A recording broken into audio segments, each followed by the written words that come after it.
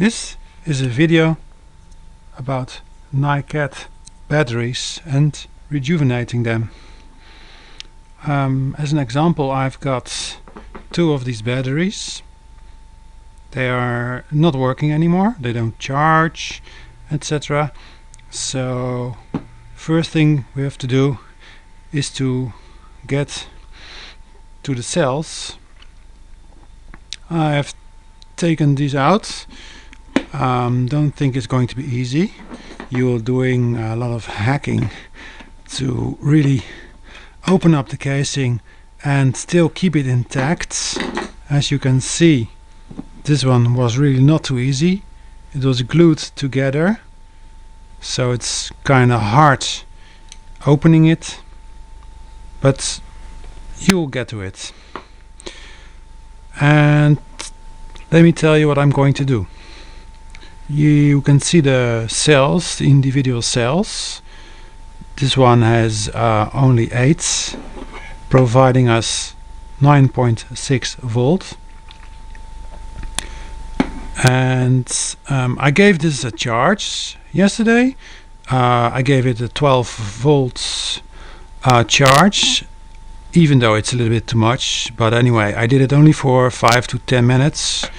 And I left the voltmeter on it, and I could see it running down to 0 volts in no time. So, well, next day they were completely empty. And I know how to deal with it. What I'm going to do, I'm going to rejuvenate these cells one at a time. I will have to find a way to access the plus and the minus, of course, so I can give them a boost.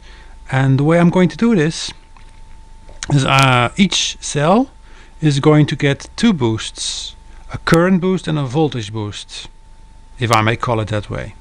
The current boost is that I'm going to provide up to 5 or maybe 10 amps for a short periods, like a second or so, and several times I'm going to tap it with, well, I will use my super caps, but you can use 2 regular cells working, so they provide 2.4 volts or the about, and tap the bad cell with it a couple of times. And the idea is to break up any crystals that are inside which need to be broken, so there is no shortcut. And the next phase, and maybe these phases will go one after another and maybe repetitive several times, because they don't rejuvenate the first time. Sorry, back to the second phase. The second phase is the voltage process. Well, I'm just going to give it some back EMF peak voltages from a relay, which is going to be on and off very quickly. So the back EMF is going to spike into an individual cell, giving it a high voltage boost, hopefully to break down even more crystals which are on the places where they shouldn't be. Then you give it a charge for a longer period, not a high charge, not a high amperage, of course. Give it a test, look how it behaves, and repeat the same process a couple of times if needed, and see if the cell starts to accept a charge after a while. If you keep this package as it is, you can then put it back into the original casing and use it again for your drill, your flashlight, whatever it is used for.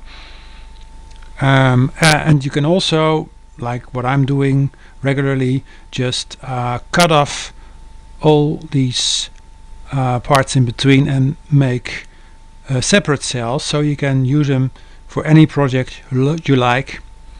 Creating a 12 volt battery with these things is very easy, and like this one here, it already comes in a 12 volt fashion. Now 1.3 amps isn't that much, but mil.ha do have the property to be able to give good current when you need it. So yeah, they come in handy. This one is for another time, because I've got several of these battery packs which are no longer in use.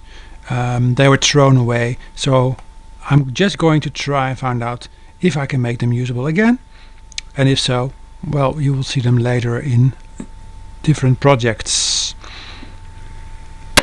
This is part 1, and have a look out for part number 2. Thanks for watching.